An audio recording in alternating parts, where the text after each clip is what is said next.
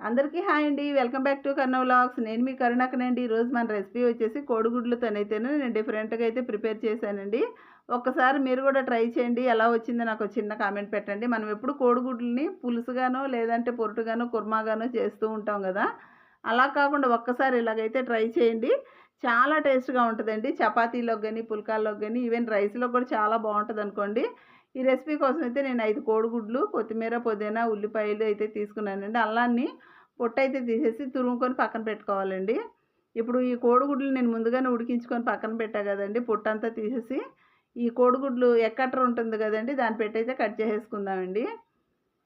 చాకుతో కూడా కట్ చేయొచ్చు గానండి, ఒకే షేప్ అన్నది రాదు గదా! చూడటానికి కూడా అంత బాగోదనమాట అలా కట్ చేస్తేను. కట్టర్‌తోనైతేను కట్ చేశానండి. ఇప్పుడు ఇవన్నీ కట్ చేసుకున్న తర్వాత ఉల్లిపాయలు మనం పోపుకైతే కట్ చేస్తాం గదండీ! అలాగైతే ఉల్లిపాయలు తరుక్కోవాలండి. పొడవుగా తరగాలండి ఉల్లిపాయలు.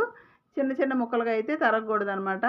కొత్తిమీర, పుదీనా అవి కూడా తరిగి పక్కన పెట్టుకున్నానండి. పచ్చిమిర్చి సన్నగా తరిగి అల్లాన్నయితే తురిమేసుకొని పక్కన పెట్టాననమాట.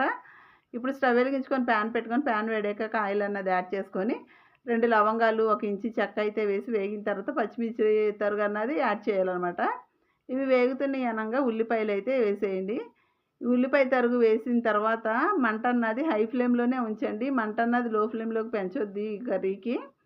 ఇప్పుడు ఉల్లిపాయలు కొద్దిగా వేగిన తర్వాత సాల్ట్ అన్నది యాడ్ చేసుకొని వేయించుకుందామండి. హై ఫ్లేమ్‌లో వేగితేనే ఉల్లిపాయలు ఈ కర్రీకి టేస్ట్ అన్నది వస్తదనమాట. ఉల్లిపాయలు ఫ్లేవర్‌కి. ఇప్పుడు ఇందులో కొద్దిగా కరివేపాకైతే యాడ్ చేసుకొని వేయించుకుందాము. ఈ ఉల్లిపాయలు హై ఫ్లేమ్‌లో వేగితే ఒక టేస్ట్, లో ఫ్లేమ్‌లో వేగితే ఒక టేస్ట్ అన్నది ఉంటుంది గదండీ ఉల్లిపాయలకి మరి ఎందుకనో మరి.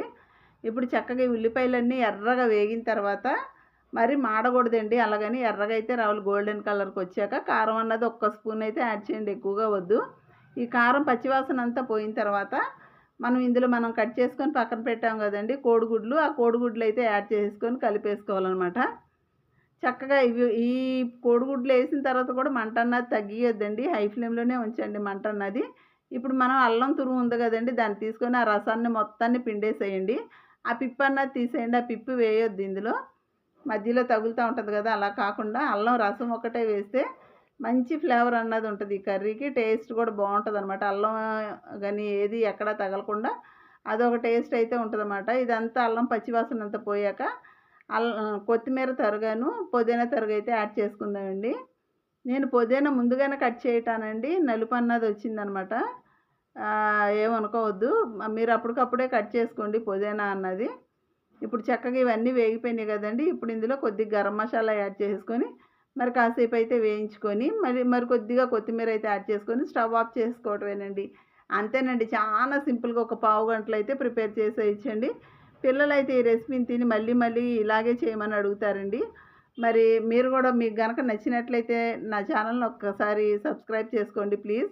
మీరు కూడా ట్రై చేసి ఎలా వచ్చిందో నాకో చిన్న కామెంట్ పెట్టండి. కామెంట్ పెట్టడం మర్చిపోవద్దు. లైక్ చేయండి, షేర్ చేయండి. ప్లీజ్ సబ్స్క్రైబ్ చేసుకోండి నా ఛానల్‌ని. ఇంతకుముందు రెసిపీస్ కూడా ఉన్నాయండి. సాంబార్ గాని ఇలాంటివన్నీ నా ఛానల్‌లో అయితే ఉన్నాయండి. ఒకసారి నా ఛానల్‌లోకెళ్ళి విజిట్ చేయండి. Thanks for watching.